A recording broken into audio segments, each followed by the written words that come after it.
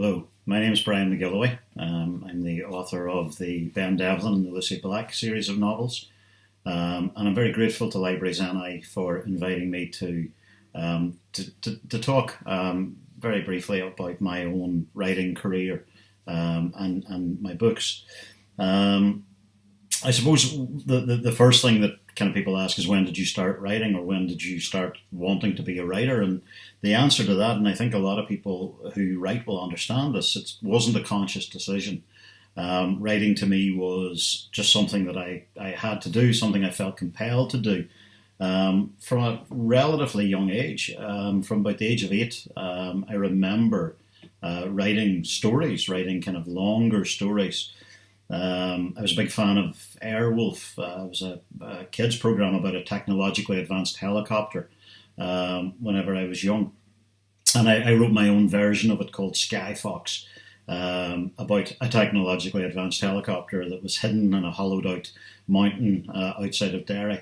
And I remember illustrating it with pictures of explosions and burning cars and so on, cut from the papers. And of course, there was no shortage of those photographs back then. And then I kind of continued writing. I wrote poetry and kind of plays and sketches and so on, up until I was about 15, 16, and then inspired by my English teacher at school, I tried writing a slightly longer piece again and wrote the obligatory Catholic boys and Protestant girls falling in love over barricades, and did absolutely nothing with it. It was, to my mind, it was a novel. In actual fact, it was probably only about 10,000 words. But the 16-year-old, that wasn't bad going. And then I did my degree in Queen's in Belfast, and towards the end of my degree, I wrote what I kind of probably would consider to be my first proper novel, which was a book called One So High, about two psychiatrists, one of whom is interviewing the other to try to ascertain whether or not he is actually insane or he's just pretending to be. And it was kind of, I suppose, inspired by, I had read Hamlet at A-level and loved it. I'd read Dracula. The Silence of the Lambs, I think, would have been out around that time. And it was very much an amalgamation of, and probably a homage to, or a rip-off of, all of those different influences kind of conflated together. I sent it to one publisher in Dublin who turned it down, and I just assumed that it was absolute rubbish. Did nothing more with it, and it's sitting literally in the drawer of my desk here where I sit, and has remained there since. And that kind of was where I began. Of course, the thing is, as a child, I was a kind of voracious reader, because my mum and dad very much encouraged us to read and to love books and to value books, for which I'm very grateful and was very lucky. But one of the other things that I suppose influenced me as a crime writer, whenever I was a teenager, my dad as a child had lost his hearing fairly much, lost all of his hearing, or fairly much all of it, through meningitis.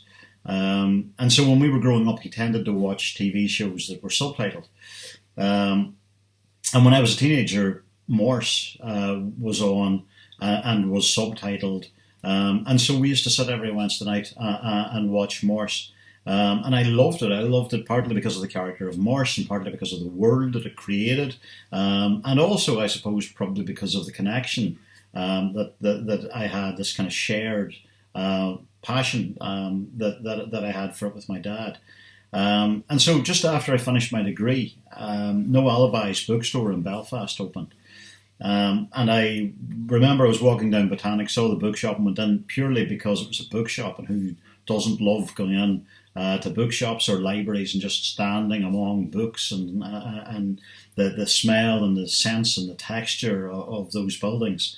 And I went in, saw a couple of the Morse Omnibus and bought those because I was interested to read the books, having watched the show, and also bought Ian Rankin's Black and Blue, and went home, read them. A couple of days later, come back in again, hooked already, and spoke to Dave, the owner. And Dave, like any good bookshop owner and any good librarian, is the type of person that if you say, I like this, he'll be able to go, well, if you like that, you're also going to like this, this, this, and this. And that's exactly what happened. And from there, I just read more and more and more crime. Particularly series novels. I like that idea of coming back to a character again and again and again, and almost getting that sense of a friend in whose company you were enjoying spending time, and the knowledge that that friendship would be reacquainted year after year. And so I read a lot of the crime series, particularly the modern crime series. People like Ian Rankin and John Connolly and Michael Connolly, Robert Crace, James Lee Burke I was a massive fan of, Colin Dexter and so on. And that kind of kept me going for a while. And then when I was in my late 20s, I was newly married, and my wife was just expecting our first child. And I remember I was out walking the dogs one night and looked down the ditch along the side of the road where I was walking and thought, what would happen if you found a body there? Where would it have come from? Who would have put it there? Why did they put it there specifically? Why not up here? Why not in the road? Did it fall down there? Did they push it down? Why did they push it down? Did they want it hidden? Did they want it found? And kind of found myself asking all these imaginary questions to this imaginary body that was lying at the side of the road. And that was really, I suppose, the catalyst for Borderlands. Now, where Borderlands actually probably came from initially, and it's a little bit selfish, but then I think writing kind of primarily has to be in that first book. You need something within yourself that kind of drives you to want to write it. But where it came from would have been, as I mentioned, I loved crime series, and around that time, a lot of the series looked like they were coming to an end. So Morse had been killed off. Rebus was nearing retirement. And I remember reading a James Lee Burke book, and Robichaud, who had survived mob hits and all kinds of things, was out jogging in the park at dawn, and he stops, he takes a pain in his chest, and he sits on the park bench at dawn and wonders if this is it, if this is how it ends for him. And I remember being really saddened at the thought that all of these friends that I had grown to know and love were leaving, were coming to an end. And so I wanted to write a story that featured a character whose voice I would be quite happy having inside my head once a year, and in whose company I'd be quite happy to spend the whatever number of hours it would take to read a book. And so that, along with the what if you found a body lying here, those two things together really started Borderlands. Now, when I first began it, I actually set it in Derry, and Devlin was a PSNI detective. But I had a few reasons why that didn't quite work for me. One of them was that the PSNI was in such flux. This was around the time that it had only just been formed. The policing board was still being boycotted by some political parties. There wasn't a kind of clear sense of where it was going to go or how it was going to be received. And I felt it would take a better writer than me to be able to deal with all of that transition and all of that difficulty. And so I wanted to kind of step away from that. The second reason was that I wanted to step away from Troubles fiction. So much crime stuff that came out of Northern Ireland during the Troubles was written by kind of journalists from outside of here. But it was all kind of IRA stories, and I didn't want to write that. I wanted to write a straight crime novel. And so I kind of thought, well, again, if I set this just over the border, it, I suppose, allows me to get a little bit of distance. It allows me to create that distance. And so when paramilitarism is considered as a possible cause of the death at the start of Borderlands, it's dismissed quite quickly, and the book is actually just about a kind of normal crime, if you like, as opposed to political crime or politically motivated crime. So there was that. And then the third reason was that I kind of found myself getting tied up in knots by the geography of the city. Because it was my first book, I didn't feel that I could move things. And I was worried that people would go, but that shop's not there, and that house, I know who lives in that house, and it's not who he says it is. And all of those things, I suppose I probably didn't have enough confidence at the time, and all of those things put me off setting the book in Derry. And instead then I decided to set it in Lifford, because I was living in Strabane at the time, and it was just across the border, and it allowed me, as I say, to kind of look at the north from a little bit of a distance, albeit a small remove. And that was where Devlin came from, and where his actual character came from. He shared an awful lot of my concerns. He had young children. He was trying to balance home life and work life. He was trying to be a good husband and a good father and fulfill his obligation to the community and to society. And realistically, he was simply motivated by trying to keep the world safe for his kids. And that was very much how I felt as a new father, or as kind of coming as a new father. And by the time the book was actually written and finished, as a new dad. So Devlin was very much, I suppose, a punch bag for me, and a bit of a psychiatrist, a bit of a way for me to work out and play out my own concerns and my own worries, and explore how I felt about things and how I thought about things. And writing is very much that for me anyway. I think writing is very much a way for me to work out how I feel about stuff.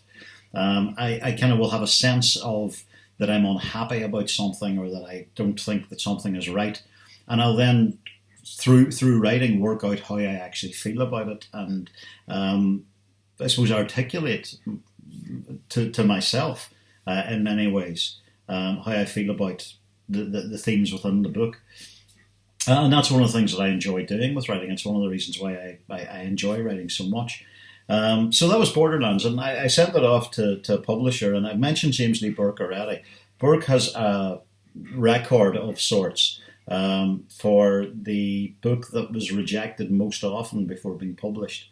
A book called The Lost Get Back Boogie that was turned down, I think, 113 times. Over 11 years. And I remembered reading an article that he wrote where he talked about how he sustained himself through that period of rejection.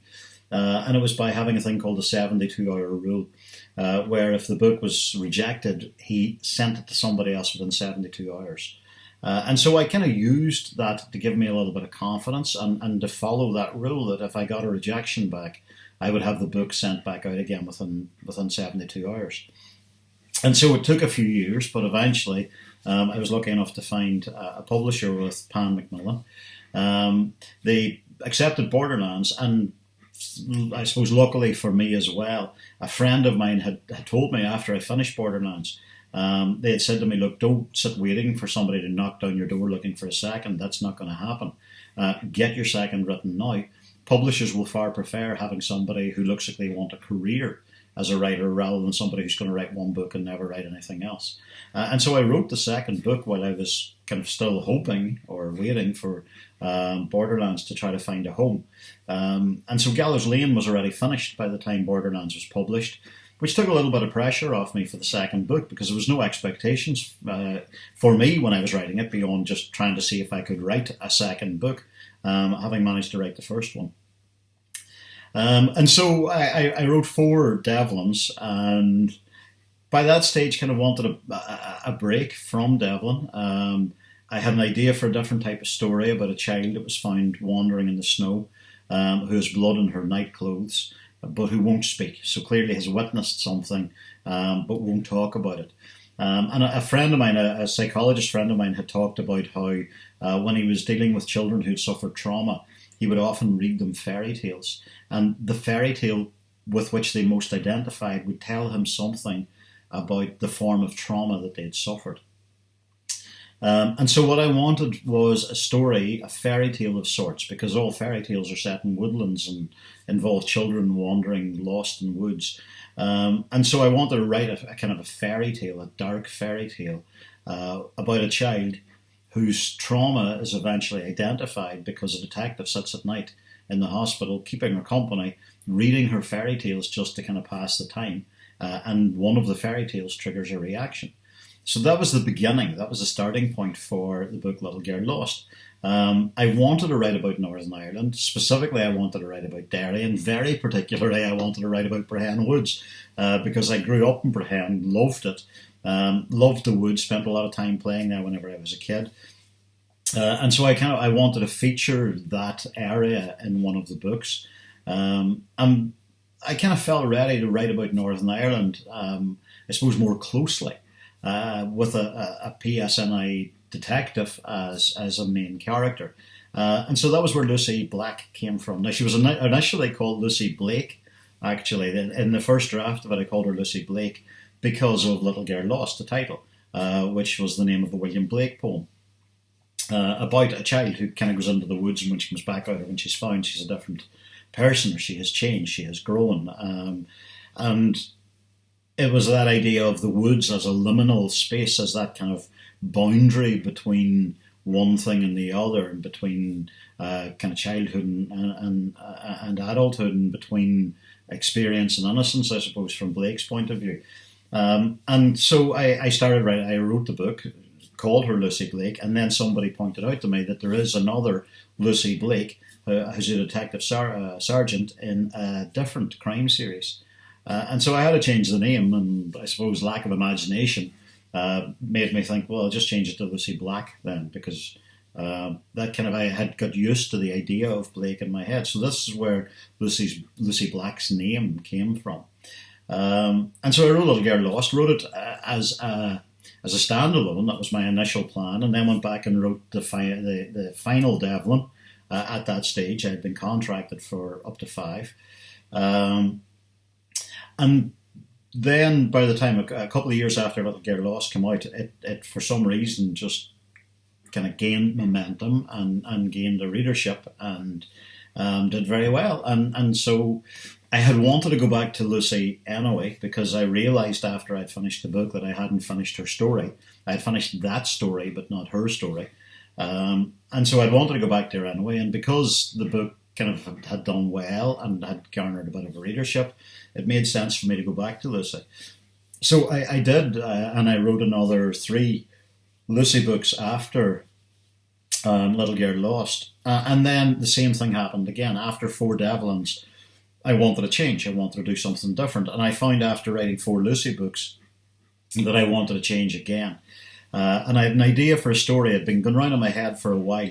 It was something that I had read in a news report about the recovery of one of the disappeared. And the news report said that the people who had been involved in killing the victim had to return to the spot where they had buried the victim 30 years later to try to remember where the burial spot was. And that had kind of stuck in my head. And that idea about how would 3 people who had committed a murder together, how would they react, how would they interact if they were forced into having to meet 30 years later to revisit the spot where they had committed this. And part of the reason, I suppose, why it appealed to me was because so much of police procedurals, particularly in the Devlin and Lucy books, are primarily police procedurals. But so much of police procedurals is kind of a whodunit, trying to work out who committed the crime. And what I really liked about this idea was that it wasn't trying to work out who committed the crime. We know from the opening scene, and I'm going to read the opening page or so in a moment, we know from the opening who's committed the crime. The question really is, why did they commit the crime? And more importantly, what are the consequences? And that's really what the book was about. It was about the consequences of violence, and how committing an evil act or a violent act changes somebody. To what extent? How do people react? And so in the book you have 3 different characters who were all involved in that initial act, who all reacted differently. And who all try to rationalise it or compartmentalise it in different ways in order to be able to deal with it and to survive with it. And so that was where the idea of the book came from. Now, I knew from very early on that the book was going to alternate in chapters between past and present. And for a while, there was a technique that I had been looking to use. When I did my English degree, one of the poems that we studied, I loved medieval literature particularly, and one of the poems that we studied was a poem called Pearl. And in it, a father whose daughter has died dreams that he sees his daughter in heaven with Our Lady. And the poem uses a device called concatenation, where the final word or the final phrase of one stanza becomes the opening word or phrase of the next stanza. And what it does is it creates a sense of symmetry to the whole poem, and the poem kind of comes full circle at the end. And I remember loving just that structural technique and that symmetry and that shape that concatenation give to the poem. And it was something that I'd tried to use in books before. I tried to use it in Little Girl Lost. Initially, Little Girl Lost actually had two narratives. It had the narrative of Lucy, but then it had a second narrative of the child who'd been kidnapped. And the last word of the Lucy chapter became the first word of the subsequent narrative. And I got about 3/4 of the way through the book and just had a brick wall. Couldn't work out why it wasn't working. Couldn't work out why it wasn't quite moving forward. And then realised that it was because the second narrative was unnecessary. It wasn't adding anything to the book. It was revealing too much information too quickly. And so I kind of had to make the decision. About 35,000 words the second narrative was at this stage. I had to make the decision to cut that entire second narrative. And so I did, and then the concatenating feature just didn't work, and so I had scrapped that as well. And then finished the book quite quickly, and the book hadn't needed a second narrative, and it had been, I suppose, a little bit maybe self-indulgent using the second narrative. And I think the book is a stronger book for having excised it. But with The Last Crossing, the concatenating thing was something that I knew from the beginning that I wanted to try, that it made sense to have that movement between past and present. And it was partly informed by, there was a beautiful kind of modern Western called Lone Star by a director called John Sayles that was out, I think, the late 80s, maybe early 90s. And it kind of moved backwards and forwards, and it did it in the most gorgeous way, where the camera kind of panned across a table, and the kind of modern day cast would be at one side of the table, and as the camera moved across, the old narrative cast would be at the other end, and that way it kind of segued from past into present. And I remember loving that technique, and so concatenation was an attempt to do that within a fiction narrative. So I'm going to read the opening page just of The Last Crossing to give you a flavour of it. Martin Kelly cried for his mother before he died. His face was glazed with tears, his mouth a grotesque O, as first he pleaded for his life, and when it became clear that they would not listen to him, called for his mother. Stripped naked, he knelt in the grave they had already dug for him. The light of the torch Tony held caught the shiny skin of the scar on his lower abdomen where he'd had his appendix out, standing out against the lividity of the bruising he carried there. His phallus shrivelled among the dark of his pubis at the outer edges of the glare. Tony had wanted to cover him up, give him his coat to offer him some dignity, but Hugh had refused. He was aware of Karen next to him, her breathing quick and shallow as she watched, the black plastic bag of Martin's clothes which they had stripped from him twisted in her grip. Martin held out his bound hands in supplication, looking from one face to the next. It wasn't me, he said. I didn't do it. You're a liar, Hugh spat. I'm not, Martin sobbed. I swear on my mother I'm not. You knew what would happen.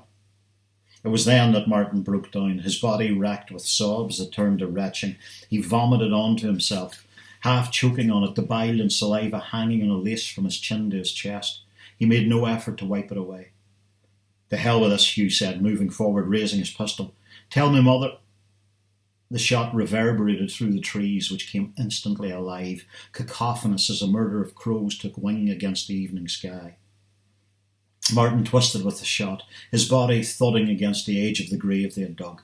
Hugh moved across and with his toe pushed him down into the gaping space, before firing 3 more shots in quick succession, each one momentarily illuminating the still white body where it lay, the red wounds flowering as the blood unfurled with each shot. Get those clothes burned, Hugh ordered, glancing at Karen. You, he added, looking at Tony, grab a spade and get shoveling. So that was the opening of The Last Crossing. And I wrote it a couple of years ago, and it took a wee bit of time to find a publisher, partly because of the subject matter, partly because it was very much a Northern Irish novel. And there is, I suppose, a little bit of an aversion still to people reading fiction from Northern Ireland because they assume that they know what it's going to be about. And so it's great that particularly a group like Libraries NI is so supportive of Northern Irish writers and encouraging of people to read Northern Irish fiction and to write Northern Irish fiction as well. We constantly need new writers coming through and telling not just our stories, but telling all stories, whether they want to set them here or not. It makes no difference. So that was The Last Crossing, and I kind of took a break, I suppose a little bit. We had a bereavement in the family and so on. So I took a breather for a year or two. And then wrote A New Devlin after 10 years almost since The Nameless Dead. Devlin started speaking to me again, I suppose, is one way that I would put it. I kind of found a story that I wanted to tell that I'd had in my head for a while and hadn't worked out how best to tell it, and then realised that the best way to tell it was through Devlin.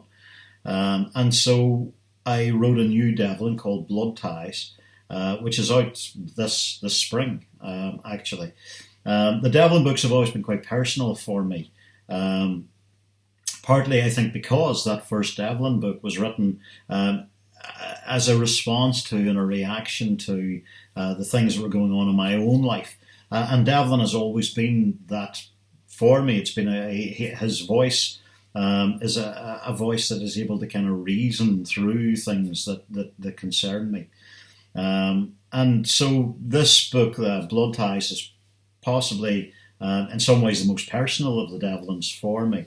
And so I'm just going to finish by reading the opening page of it, and it is just one page, and it'll hopefully give you a flavour.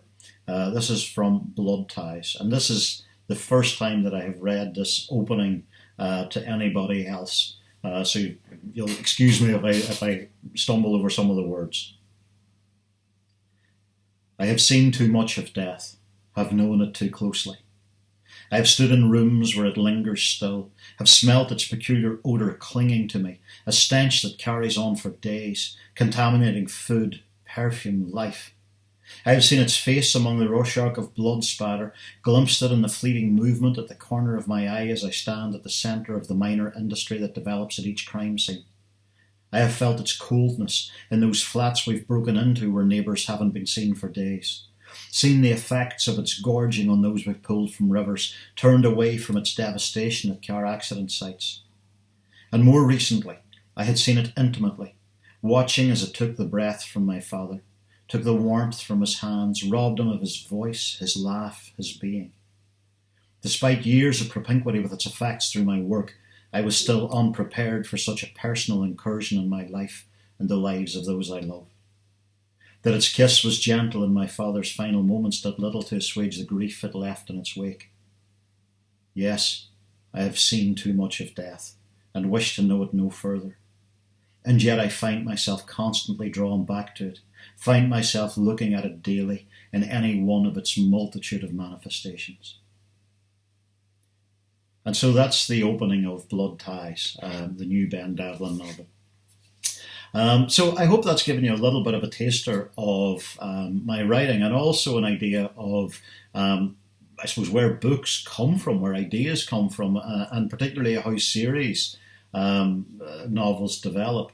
As I say, I'm very, very grateful to Libraries NI. From Borderlands onwards, the libraries in Northern Ireland, particularly the Central Library in Derry and the Library in Strabane here, have been so supportive, not only of my work, but of so many Northern Irish writers. And if we are to have a really vigorous and a vital creative industry, and particularly a creative literary industry in Northern Ireland, it will be because of the support of groups like Libraries NI. So thank you for listening, and if you get a chance to read some of the books, I do hope you enjoy them.